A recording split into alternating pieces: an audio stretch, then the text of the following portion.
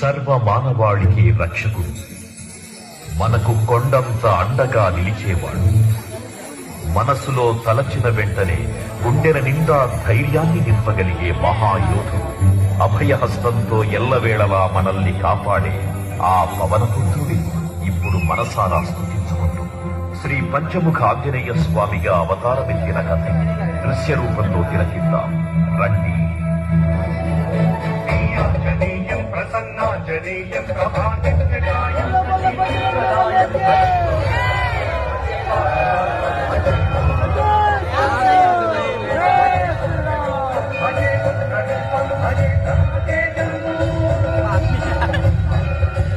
అది రామాయణ మహాయుద్ధం. శ్రీరామచంద్రుని సారథ్యం వానర సైన్యంతో విజృంభిస్తూ లక్ష్మణస్వామి తనతో పోరాటం చేస్తున్న రావణుడి కుమారుడు ఇంద్రజిత్ తలని బాణంతో ఒక్క వేటుతో వేరు చేశాడు. ఇంద్రజిత్ మరణ వార్త విన్న రావణుడు ఆవేశంతో ఊగిపోయాడు. ప్రతీకారం కోసం పాతాళ లోకాధిపతి తన సోదరుడు అయినటువంటి మహిరావణుడి సహకారం కోరాడు.